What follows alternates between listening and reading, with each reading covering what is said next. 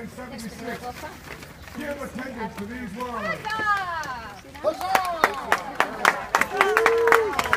Sheriff is looking very dapper today in his red small clothes.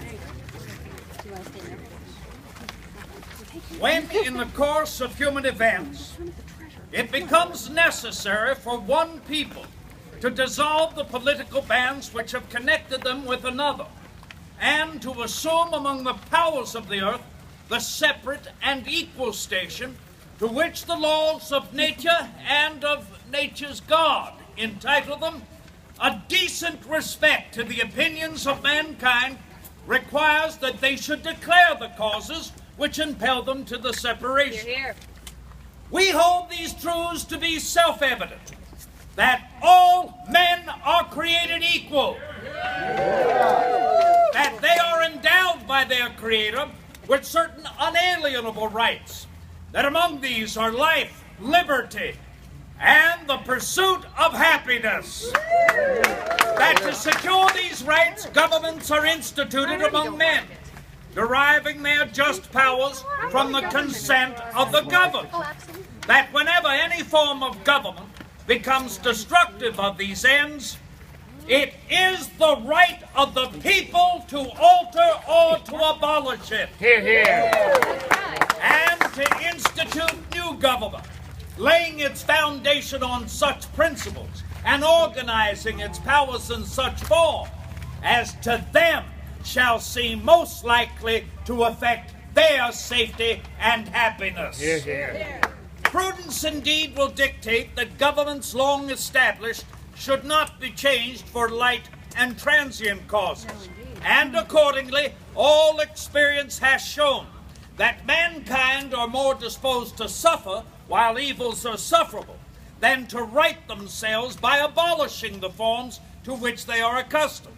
But when a long train of abuses and usurpations, pursuing invariably the same object, evinces a design to reduce them under absolute despotism, it is their right, it is their duty to throw off such government and to provide new gods for their future security. Hear, hear, sir. Well said. Such has been the patient sufferance of these colonies, and such is now the necessity which constrains them to alter their former systems of government.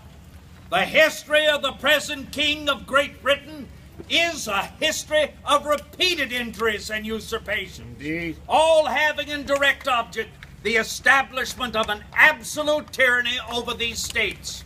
To prove this, let facts be submitted to a candid world. Hear, hear. He has refused his assent to laws the most wholesome and necessary for the public good. He has forbidden his governors to pass laws of immediate and pressing importance unless suspended in their operation till his assent should be obtained. And when so suspended, he has utterly neglected to attend to them. He has refused to pass other laws for the accommodations of large districts of people unless those people would relinquish the right of representation in the legislature, a right inestimable to them and formidable to tyrants only. Hear, hear. He has called together legislative bodies at places unusual, uncomfortable, and distant from the depository of their public records, for the sole purpose of fatiguing them into compliance with his measures. He has dissolved representative houses repeatedly for opposing with manly firmness his invasions on the right of the people. He has refused for a long time after such dissolutions to cause others to be elected, whereby the legislative powers, incapable of annihilation, have returned to the people at large for their exercise, the state remaining in the meantime exposed to all the dangers of invasion from without and convulsions within. He has endeavored to prevent the population of these states, for that purpose obstructing the laws for naturalization of foreigners, refusing to pass others to encourage their migrations hither, and raising the conditions of new appropriations of lands. He has obstructed the administration of justice by refusing his assent to laws for establishing judiciary powers. He has made judges dependent on his will alone for the tenure of their offices and the amount and payment of their salaries. He has erected a multitude of new offices and sent hither swarms of officers to harass our people and eat out their substance. He has kept among us in times of peace standing armies without the consent of our legislature.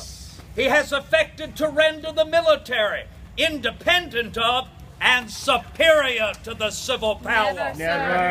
He has combined with others to subject us to a jurisdiction foreign to our Constitution and unacknowledged by our laws, giving his assent to their acts of pretended legislation, for quartering large bodies of armed troops among us, for protecting them by mock trial from punishment for any murders which they should commit on the inhabitants of these states, for cutting off our trade with all parts of the world, for imposing taxes on us without our consent, for depriving us in many cases of the benefits of trial by jury, for transporting us beyond the seas to be tried for pretended offenses, for abolishing the free system of English laws in a neighboring province, establishing therein arbitrary government, and enlarging its boundaries so as to render it at once an example and fit instrument for introducing the same absolute rule into these colonies, for taking away our charters, abolishing our most valuable laws, and altering fundamentally the forms of our government, for suspending our legislature and declaring them invested with power to legislate for us in all cases whatsoever. He has abdicated government here by declaring us out of his protection and waging war against us. He has plundered our seas, ravaged our coasts, burnt our towns, and destroyed the lives of our people. That he has. He is at this time transporting large armies of foreign mercenaries to complete the works of death, desolation, and tyranny, already begun with circumstances of cruelty and perfidy scarcely paralleled in the most barbarous ages, and totally unworthy the head of a civilized nation. Well said. He has constrained our fellow citizens taken captive on the high seas to bear arms against their country, to become the executioners of their friends and brethren, or to fall themselves by their own hands. He has excited domestic insurrection amongst us, and has endeavored to bring on the inhabitants of our frontier the merciless Indian savages, whose known rule of warfare is an undistinguished destruction of all ages, sexes, and conditions. In every stage of these oppressions, we have petitioned for redress in the most humble terms. Our repeated petitions have been answered only by repeated injury. A prince whose character is thus marked by every act which may define a tyrant is unfit to be the ruler of a free people. Well said. Well said. Nor have we been wanting in attentions to our British brethren. We have warned them from time to time of attempts by their legislature to extend an unwarrantable jurisdiction over us. We have reminded them of the circumstances of our emigration and settlement here. We have appealed to their native justice and magnanimity, and we have conjured them by the ties of our common kindred to disavow these usurpations, which would inevitably interrupt our connections and correspondence. They, too, have been deaf to the voice of justice and of consanguinity. We must, therefore, acquiesce in the necessity which denounces our separation, and hold them as we hold the rest of mankind, enemies in war, in peace, friends. Well said. We, therefore, the representatives of the United States of America, in General Congress assembled appealing to the supreme judge of the world for the rectitude of our intentions, do in the name and by the authority of the good people of these colonies solemnly publish and declare that these united colonies are, and of right ought to be, free and independent states.